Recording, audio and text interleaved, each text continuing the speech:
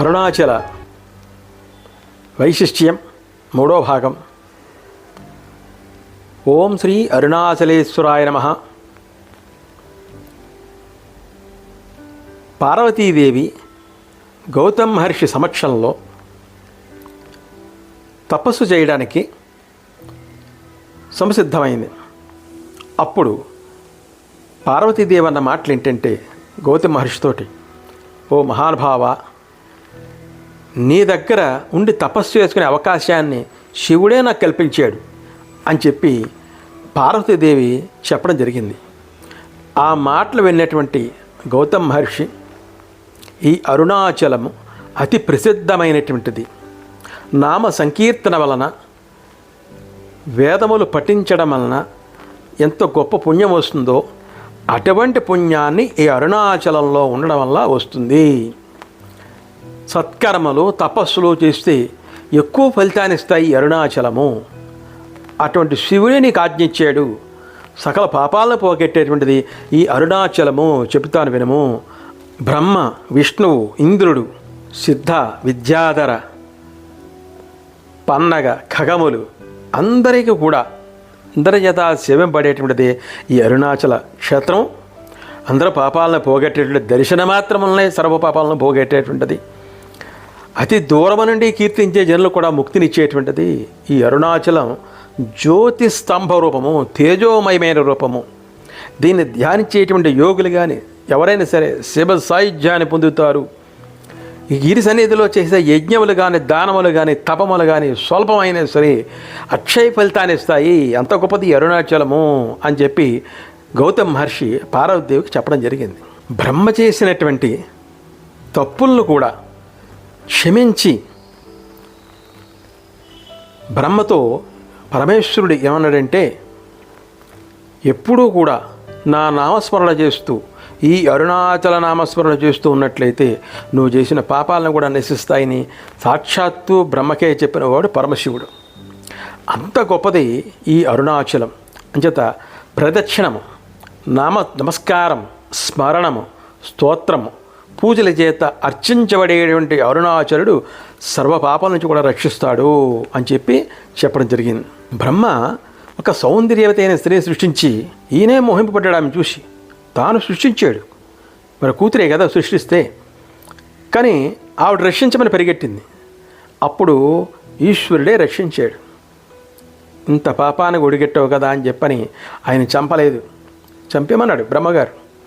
అయినా సరే ఈశ్వరుడు కరుణించి ఆ అరుణాచలంలో ఉండేటువంటి ఒక తీర్థంలో స్నానం చేయమన్నాడు. దానికి బ్రహ్మతీర్థము అనే పేరు వచ్చింది. ఆ తీర్థంలో బ్రహ్మగారు స్నానం చేసి పాపములు పోగొట్టుకుని ఆ ఈశ్వరుని శరణ వేడతోటి ఈశ్వరుడు అన్నాడు, నీ సర్వ పాపములు నామస్మరణ మాత్రమనే పోతాయి. ఇప్పటి నుంచి కూడా ఈ తీర్థమునకు బ్రహ్మతీర్థము అని చెప్పి పేరు వస్తుంది అని చెప్పాడు. అరుణాచలంలో బ్రహ్మ పుష్కరిణికి అంటే బ్రహ్మతీర్థానికి అది పేరు అన్నమాట.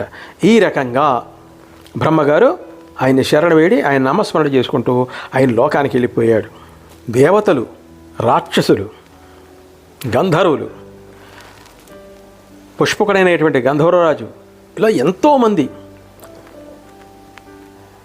ఎంతోమంది ఈ అరుణాచల నామస్మరణ చేసి అరుణాచల దర్శనం చేసుకుని తమ పాపాలను పోగొట్టుకుని శివుని శరణ వేడి వాళ్ళకి జీవితాలని ధన్యం చేసుకున్నారు. అటువంటి అంత గొప్పది ఈ అరుణాచల క్షేత్రము. అక్కడటువంటిది తేజోమయమైనటువంటి రూపము. ఆ తేజోమైన లింగవలే ఇంత అద్భుతాన్ని ఈ అరుణాచల క్షేత్రం పొందడం జరిగింది. ఈ గిరికి 4 దిక్కుల యందు కూడా దేవతలు నివసిస్తున్నారు. తూర్పున సూర్యుడు, దక్షిణంలో విశ్వామిత్రుడు, పడమర వరుణుడు, ఉత్తరంలో త్రిశూలం అరుణాద్రిని పరివేష్టించున్నాయి. అరుణగిరికి 2 యోజనముల వరకు, యోజనము అంటే 14 కిలోమీటర్ల ఇంచుమించుగా, అంటే ఇంత దూరం ఈ 4 దేవతలు కూడా అరుణాచల్ని సేవించుకుంటూ ఉంటారు. పర్వతానికి ఉత్తర భాగంలో ఉన్న శిఖరం ఒక మహా వటవృక్షం ఉంది, మర్రి చెట్టు ఉంది. దాని నీడ వృక్షము చుట్టూ కూడా మండలాకృతిలో చాలా దూరం వ్యాపించి ఉంటుంది. మానవులకు, దేవతలకు అందరూ కూడా ఆశ్చర్యాన్ని కలిగిస్తుంటుంది. ఆ వటవృక్షం కింద పరమేశ్వరుడు సిద్ధవేషధారి అయి ఎప్పుడు కూడా విరాజిల్లుతూ ఉంటాడు. అష్టదిక్కులందు అష్టదిక్పాల చేత ఎప్పుడూ పూజింపబడుతూ ఉంటాడు. ఈ దిక్పాలు ప్రతిష్ఠించినటువంటి లింగములతో సర్వదా శోభిల్లుచుండును. మనకుంటాయి కదా 8 దిక్కుల్లోనూ 8 లింగాలు ఉన్నాయి మనకి. అరుణాచలం చుట్టూ తూర్పు, పడమర, కుడిపక్కన దక్షిణము, ఎడపక్క ఉత్తరం, మళ్ళీ తూర్పుకి ఎడమ పక్కన మన ఎదురుకుండా ఈశాన్యము, ఆగ్నేయము, నైరుతి, వాయువ్యం, అలా 8 దిక్కులు. 8 దిక్కుల్లోనూ 8 లింగాలు ఉన్నాయి. ఇలా 8 దిక్కుల్లోనూ 8 లింగాలు ప్రతిష్ఠింపబడి వీళ్ళు ఆ అరుణాచల క్షేత్రాన్ని దర్శించే విధంగా ఉన్నాయన్నమాట ఈ లింగాలన్నీ కూడా. అందుకనే అరుణాచల క్షేత్రం ఎప్పుడూ కూడా ఎందుకు పరమ పవిత్రమైపోయిందంటే గంధర్వులు, సిద్ధులు, కింపురుషులు, కిన్నరులు, మహర్షులు ఒకళ్ళేమిటి ఇంతమంది చేత, బ్రహ్మగారి చేత, విష్ణుమూర్తి చేత, ఇంతమంది చేత దర్శింపబడినటువంటిది, అంతమంది అక్కడ ఉన్నటువంటిది, వాళ్ళతో సేవింపబడేటువంటిది, అష్టదిక్పాలకుల చేత సేవింపేటువంటిది, తేజోమయమైనటువంటి ఆ అగ్నిలింగ స్వరూపం అంత గొప్పది. అంచేత అరుణాచల క్షేత్రం అంత గొప్పదైంది. అగస్త్య మహర్షి చేత, వశిష్ఠ మహర్షి చేత ఇక్కడ తపస్సు చేసుకుని కొన్నాళ్ళ పాటు ఈ అరుణాచలేశ్వరుని వాళ్ళు కీర్తించారు. అగస్త్య మహర్షి ఎంత గొప్పవాడు, వశిష్ఠ మహర్షి ఎంత గొప్పవాడు. అటువంటి గొప్ప మహర్షులే ఇక్కడికి వచ్చారు. మరి ఎంత పరమ పవిత్రమైనటువంటిది. ఈశాన్య తీర్థాన్ని ప్రవేశించున్నటువంటి దుర్గ, వినాయకుడు, స్కందుడు, క్షేత్రపాలుడు సరస్వతి తీర్థాన్ని రక్షిస్తున్నారు. వీళ్ళందరూ గంగా, యమున, సరస్వతి ఈ నదీమతలందరూ కూడా దేవతారూపాల్లో ఆ అరుణాచలేశ్వరుణ్ణి కొలవడం జరిగింది. పుష్యమాసంలో దేవతలందరితో కలిసి ఆ మహేంద్రుడు సాక్షాత్తు ఇంద్రతీర్థంలో స్నానం చేసి ఈ అరుణాచలేశ్వరుని అర్చించడం జరుగుతుంది.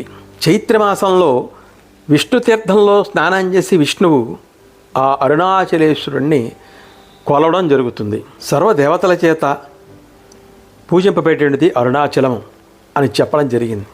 పార్వతీదేవి గౌతమ మహర్షిని అడిగింది, ఇంత గొప్ప తేజోమైన శివలింగం, అగ్నిలింగము ఈ భూమి మీద ఎలా అవతరించింది ఏమిటి అని పార్వతీదేవి మరొక్కసారి ప్రశ్న వేసింది. ఆ ప్రశ్నకి గౌతమ మహర్షి ఏం సమాధానం చెప్పాడు ఏంటి, ఇది తర్వాత వీడియోలో తెలుసుకుందాం. వీరభద్రరావు మామిళ్ళపల్లి ప్రెజెంట్స్ మన యూట్యూబ్ ఛానల్ని సబ్స్క్రైబ్ చేసుకుని వాడి వెంటనే సబ్స్క్రైబ్ చేసుకోండి, లైక్ చేయండి, షేర్ చేయండి. ప్రతి కామెంట్ను కూడా కింద బాక్స్లో రాయండి.